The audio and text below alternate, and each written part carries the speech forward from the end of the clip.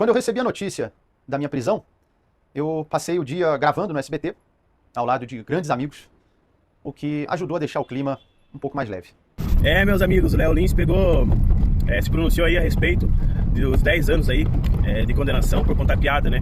Você já parou para pensar, se a justiça tivesse o mesmo empenho que tem para condenar o Léo Lins por piada, tivesse para condenar as pessoas da Lava Jato ou os corruptos do INSS, seria interessante, né? Bom, confira no vídeo aí o pronunciamento dele, o pronunciamento do Léo Lins, e deixe sua opinião aí nos comentários. Muito já se falou dessa minha condenação, que é a liberdade de expressão, a diferença entre uma piada num palco e uma declaração, que leva um humorista a sério, político na palhaçada, que liberdade de expressão não é de opressão, que piadas podem ofender, etc. Antes de me pronunciar, eu quis ler toda a sentença da juíza que condenou um humorista, no caso eu, a mais de 8 anos de prisão e uma multa de quase 2 milhões. Esse vídeo não é de piada, estou em casa com meus gatos. Aqui a pessoa, Leonardo de Lima Borges Lins, e não o comediante Léo Lins, uma persona cômica, criada ao longo de anos, que faz piadas ácidas, críticas, e que sabe que nem todas as piadas são para todas as pessoas. Talvez nem todos saibam, mas o humorista num palco interpreta um personagem, uma persona cômica. Na construção do texto, nós utilizamos figuras de linguagem, hipérbole, metáfora, ironia, numa licença estética, e, portanto, uma análise literal desse texto não se aplica na estrutura do cômico. Isso não é uma opinião minha, isso é um dos conceitos de humor, segundo o autor Simon Critickley, um autor com diversas obras a respeito da comédia e um nome respeitado na área nos Estados Unidos e no mundo. Por que eu estou citando isso? Porque é de se esperar que uma sentença pesada como essa tenha um embasamento teórico igualmente profundo. Sabe qual foi um dos embasamentos teóricos da juíza que me condenou a mais de 8 anos de cadeia? A Wikipedia. E isso não é uma piada. Você imagine um inocente acusado de homicídio, a juíza fala, você matou? Ele diz, não. Ela vai na Wikipedia, pessoas podem mentir? Sim, sabia, condenado. Isso mesmo, a Wikipedia tendo um aviso. Não é fonte primária de informação, não substitui uma pesquisa acadêmica, assim como no meu show, também tem avisos. Show de humor, apresentação de stand-up, comedy, obra teatral, ficção, você está entrando em um teatro, está em um canal do humorista Léo Lins. Mas parece que as pessoas perderam a capacidade de interpretar o óbvio.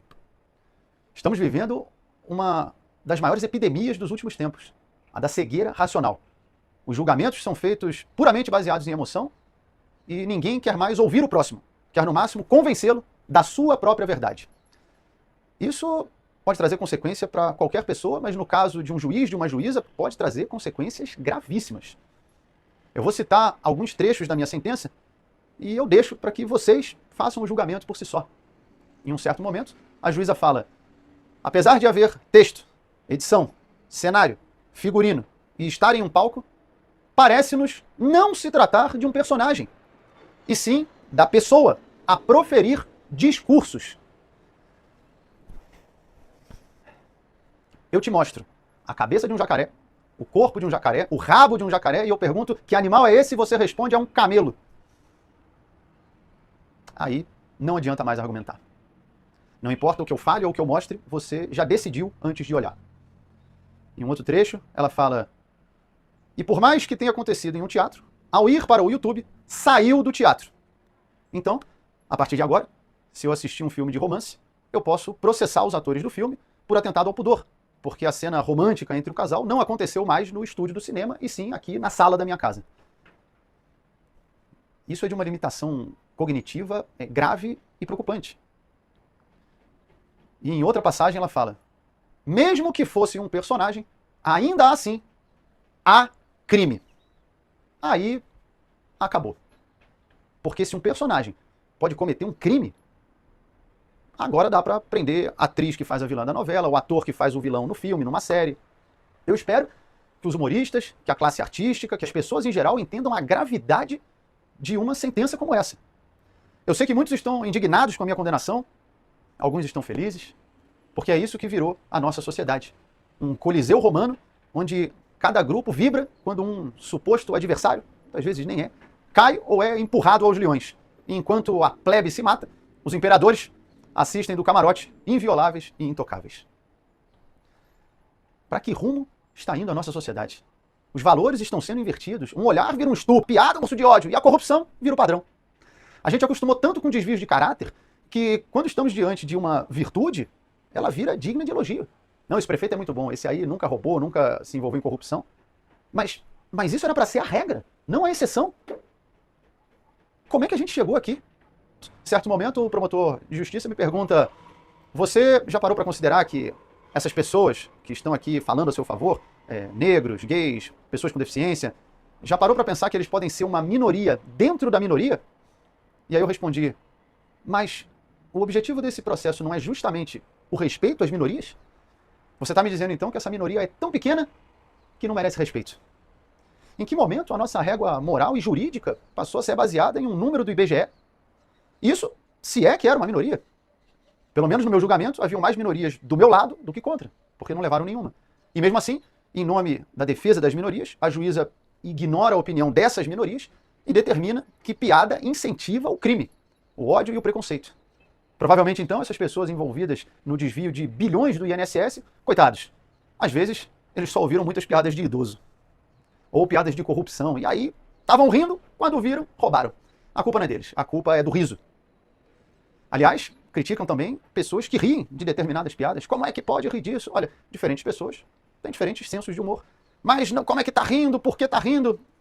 Quando a gente ri, nós liberamos endorfina, dopamina, neurotransmissores que fazem você se sentir bem. Eu não vejo problema nisso. Eu acho mais problemático quando, ao ouvir uma piada, a pessoa, ao invés de rir, reage com ódio. Como fizeram no Afeganistão, onde sequestraram e executaram um comediante por causa de piada. Ou até em violências menores, como no caso do Will Smith, que deu um tapa na cara do comediante Chris Rock. Situação semelhante eu vivi aqui em São Paulo, parado na rua, tomei um soco na cabeça pelas costas.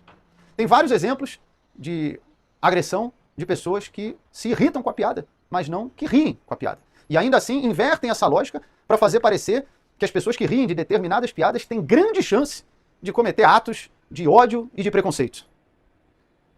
Eu não vou ser hipócrita.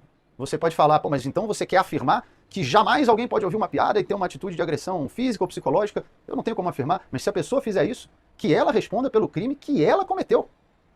Eu não posso jogar Street Fighter, agredir alguém e colocar a culpa no japonês que fez o jogo. Fazer isso e proibir o jogo vai impedir milhões de pessoas de se divertirem por causa de um idiota. E é isso que nós estamos fazendo, nivelando a sociedade pelo idiota. Concordar com sentenças como essa é assinar um atestado que nós somos adultos infantiloides sem a menor capacidade de discernir o que é bom ou ruim para nós e precisamos de um Estado falando do que você pode rir, o que você pode ouvir, o que você vai poder comer, o que você pode falar e até um dia o que você pode pensar. Por isso, eu agradeço muito a todos vocês que estão me apoiando. Agradeço aos colegas, familiares, aos humoristas, juristas, jornalistas. Eu recebi milhares de mensagens. Confesso que foi acima da minha expectativa as pessoas que estão se posicionando a meu favor. E claro, a vocês, as milhões de pessoas que acompanham o meu trabalho. Eu sempre falo que vocês são muito importantes para mim e me dão força para continuar seguindo em frente.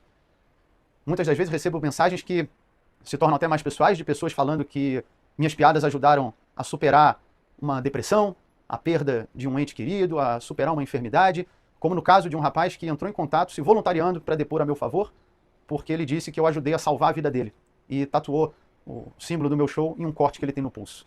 Ainda bem que eu não estava preso, proibido de contar piadas nessa época. Eu agradeço muito. Mensagens como essa são muito gratificantes.